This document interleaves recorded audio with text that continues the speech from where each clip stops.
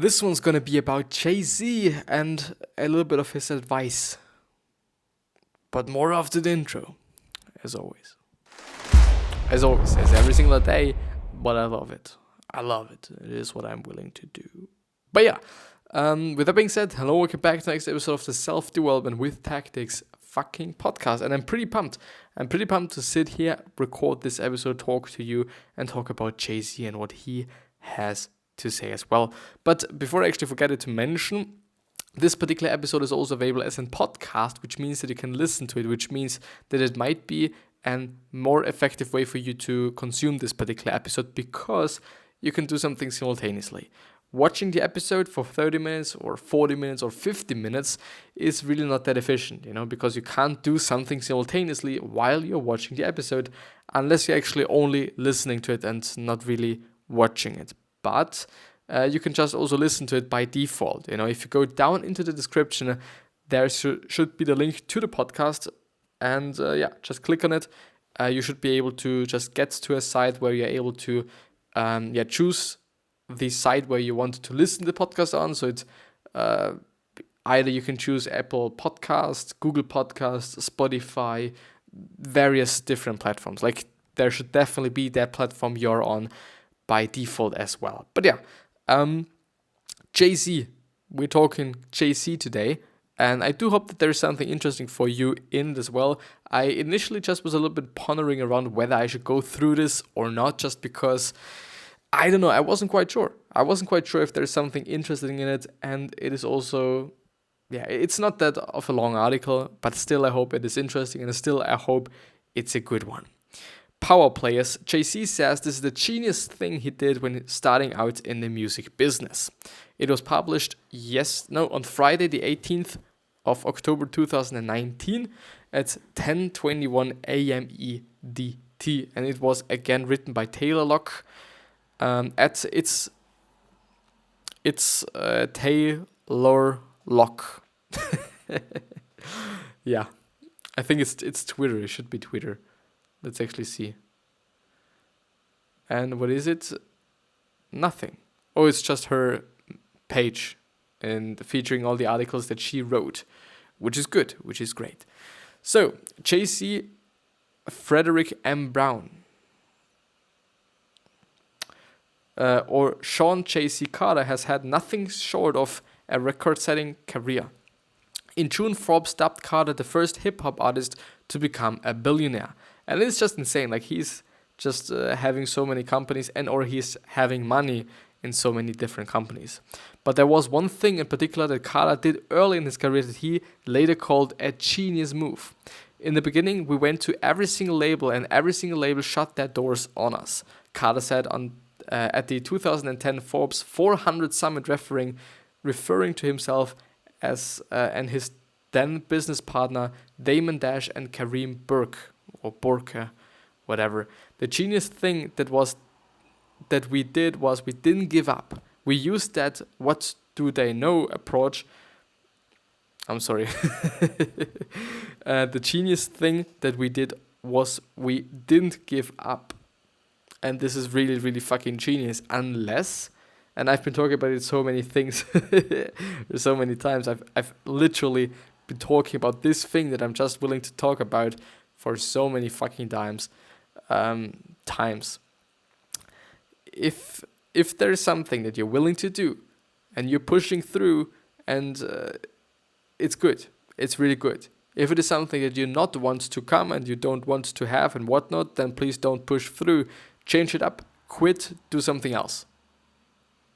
That's quite it. That's kind of the short version of the whole rant that I'm just having, on the other 100 times actually. But so the genius thing that we did was we didn't give up. We used that what do they know, so quote unquote what do they know approach.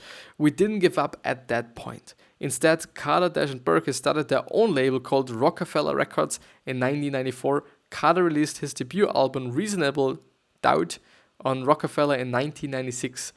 Though sales started slow, the album caught the attention of label executives.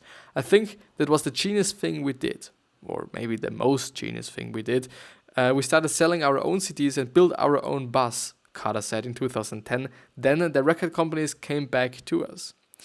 Def Jam, a label that has now worked with artists like Justin Bieber and Kanye West, tried to offer Carter a deal at the time, according to the Wall Street Journal. In response, Carter replied, "I own the company I rap for."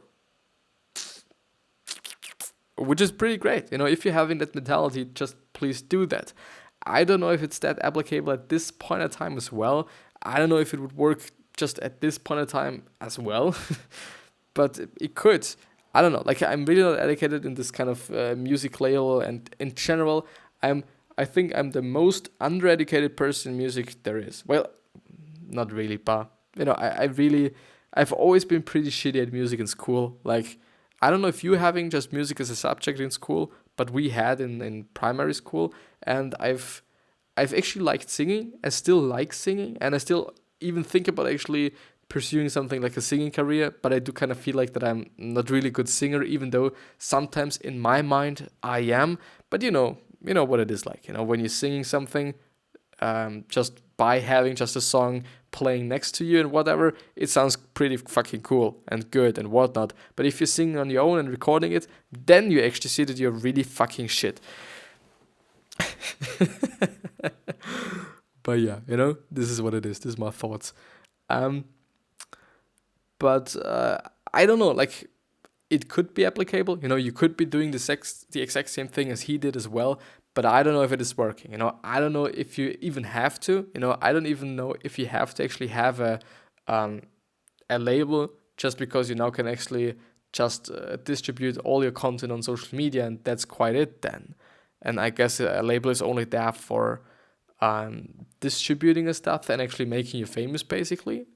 But yeah, since we're not having any gatekeepers any longer, at least not in this certain industry, we can all just put our stuff on SoundCloud or on Spotify, actually, on YouTube, on all these various different platforms, and then get discovered, actually. If you're producing something that other people like to listen to and or other people like to have, then it's definitely gonna work.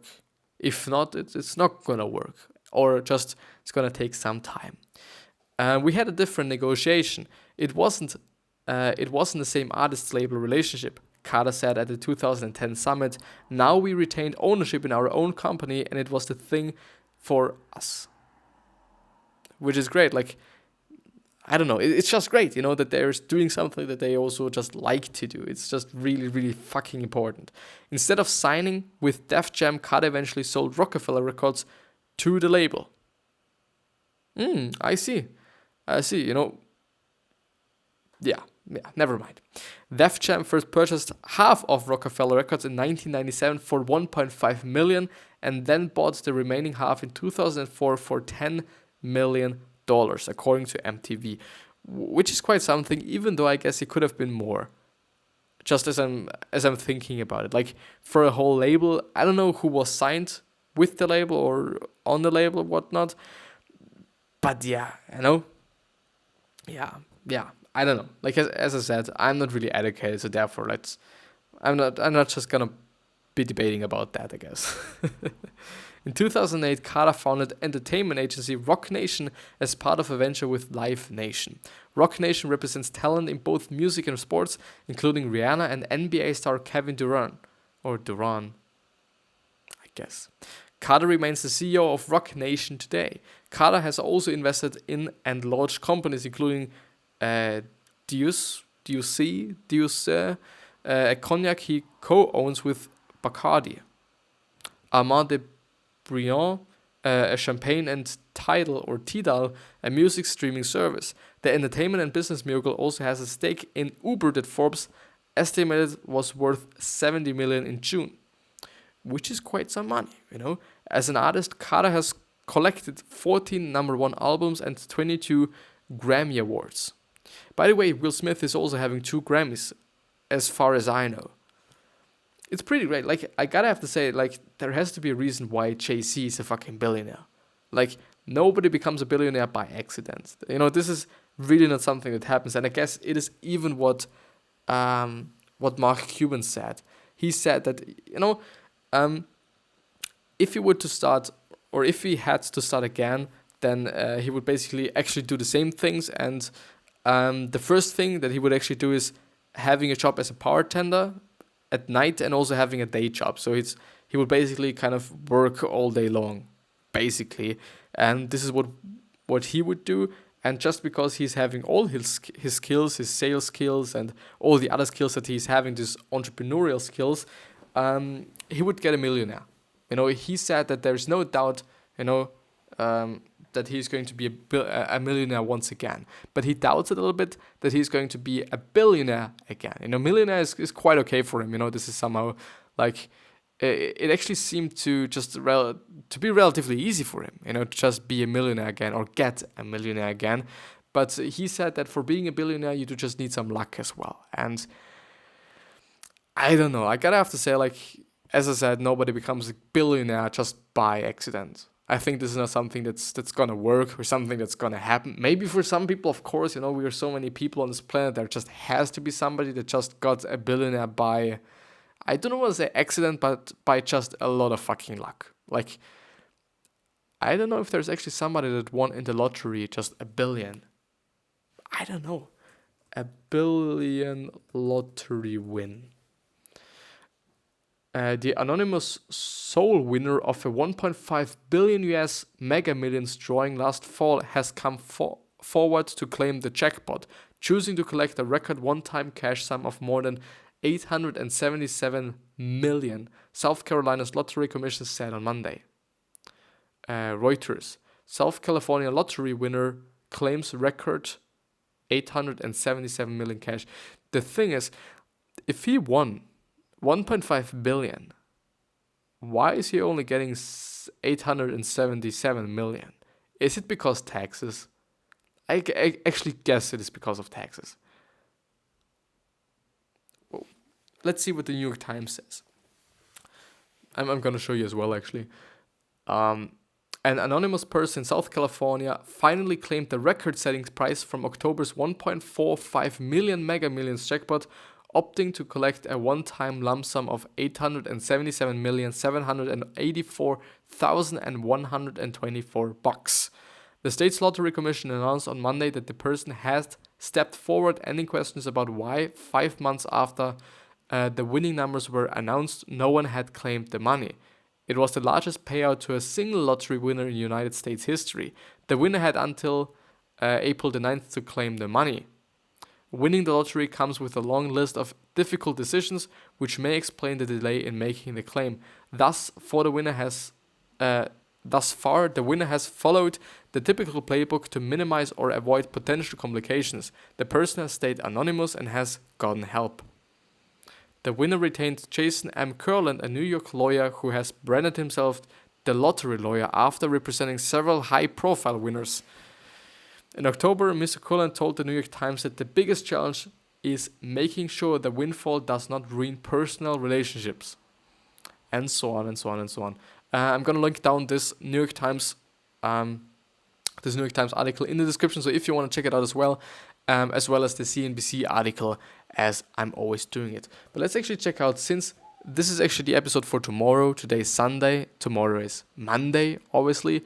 I do actually, first of all, want to go through some news, because I'm not really looking forward to just talking about some Quora questions, but I'm actually looking forward to some news.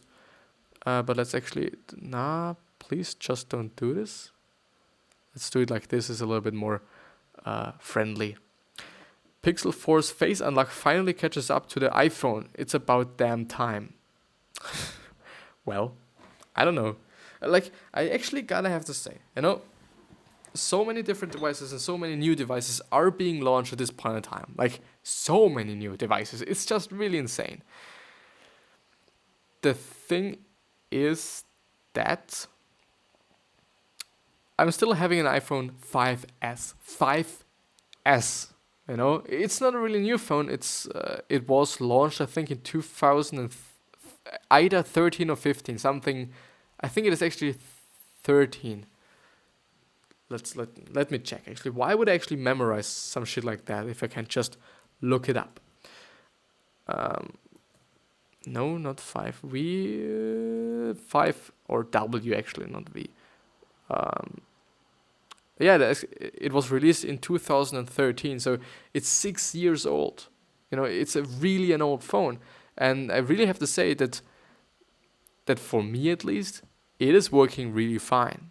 Of course, it is really slow, and of course, there are some issues that I'm having with space, especially space.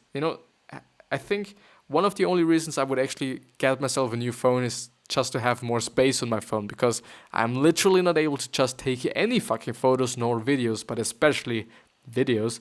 And I basically can't do anything. I'm having my apps. These are good. These are fine. They work. They work pretty smoothly as well. Like, I'm not having a lot of issues with them. Relatively smoothly. Like, of course, you can't compare it to just actually the next generation of iPhones. I'm actually seeing like my 5S is way slower than my buddy's 6S and whatnot. Like, it's really, really faster. And another problem that I'm just having is I'm not getting the new updates. I'm going to stick with iOS 12.4 or something. So I'm not going to get iOS 13, which is a little bit of a bad thing. Like, it is what it is. Yeah, it is working. It is not fucked, and I'm gonna just use it until it is fucked, and and until I'm not able to use it any longer, or it falls down, or something happens like that. But yeah, it's still working, and I gotta just have to say that you do not need a new phone all the fucking time. If you're just staying with a phone that's a year old, or 2 years old, or maybe even 3 years old, it's totally fucking fine. My phone is 6 years old. I haven't bought it in 2013. This is what I have to say. So I haven't bought it just as it was new. I bought it like 3 years ago or something. But still, the technology there was new 6 years ago, basically. Some sort. Not really, but you know what I mean. But yeah, let's see what the news say as well. Where am I? Let's actually use this kind of view because it's a little bit simpler on the eye, a little bit easier on the eye, at my point of view at least. Samsung reportedly working on under-display camera for 2020 smartphone. Under-display camera. I was just thinking how this could work. The thing is, well, under-display doesn't mean under glass, because I was just thinking like, okay, my iPhone is also having a display or a camera that's just under the display, because it's under the glass. But it's not really under the display. This was just the point that I was willing to to make. Then there is actually something that caught my attention. And these AirPod alternatives offer superb audio and battery life for $40. And this is something that I'm just gonna review and gonna just have a look at, just because it is interesting. It is interesting to me. I do really hope that they're not just looking like this, because they exactly look like AirPods, and I'm really not a big fan of those things. I really love having some budget things, but I really don't like to have like just a copy of something. Smartphone manufacturers are slowly but surely removing headphone jacks from their flagship models, and soon enough your reliable wired smartphones will be obsolete, whatever. Luckily, Bluetooth AirPods are more accessible than ever, and popular choices like the Apple AirPods dominate the market. Not just anyone can buy a pricey pair of AirPods though, but you can get these AirPod alternatives for just $40. If I'm clicking on this, am I going to be sent to, you know what, I'm not gonna risk that shit again. No, actually not. Because once I actually just, I just clicked on one of these links, and then I was sent to fucking Amazon, and then my address was shown. Not something that I really liked, since I just had to cut it out. AirSounds Pro True Wireless Earbuds. They look exactly like fucking AirPods, but they're only just a little bit cheaper. You also can get warranty, even 2 years warranty for $10. I don't know, like I really don't know. Since it's also a pretty fucked up picture there, like it's just ranting all the time. Just having to rant all the time. I'm sorry for that. I really am. But let's see if there's other news. Google Pixel Buds 2 versus the competition. Which wireless earbuds look the best? I would just say the AirPods. They just look the best. even though, first of all, everyone was like, they look shit and they look so stupid, like just a toothbrush in your fucking ears. They are pretty fucking convenient, I gotta have to say. Like, I do not want to say, since I haven't had a pair, and I'm not really going to just have a pair as well, I guess. I'm not gonna buy those just because they're so fucking expensive.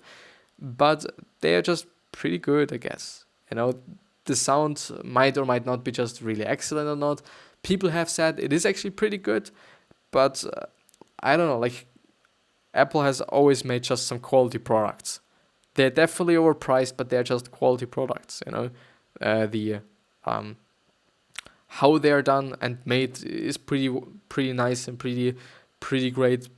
The features are often, they're just working, they're always working. So yeah, this might or might not be just, I don't know, a reason for having such, or just pricing them so immensely pricey and or expensive, or not. I don't know if you can actually, is it a gratification for something, to just, okay, never mind. Something else that I've just seen is friendly reminder, biometrics are not the best way to secure your phone, which is under display, and there is shown an under display scanner. How meme culture changed the PSAT. Meme culture. Didn't know that it is even a culture.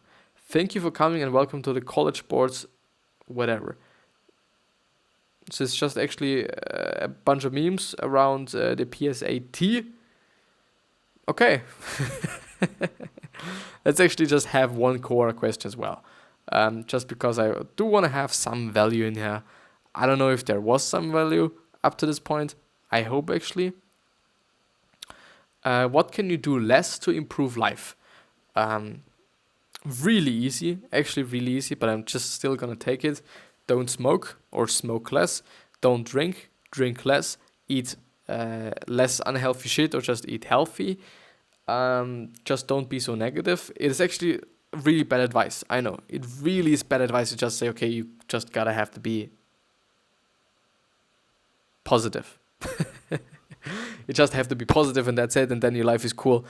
Obviously, yeah, your life is gonna be better if you're more positive and or optimistic rather than just being a fucking pessimistic person. But it's not that easy to change that. But I do just really want to point out that being positive and having a healthy mind is something that's incredibly important. Especially being positive, which can lead to having a positive mind and also having a happy mind and also a healthy mind. But yeah, as I said, it's not going to be that easy to change that.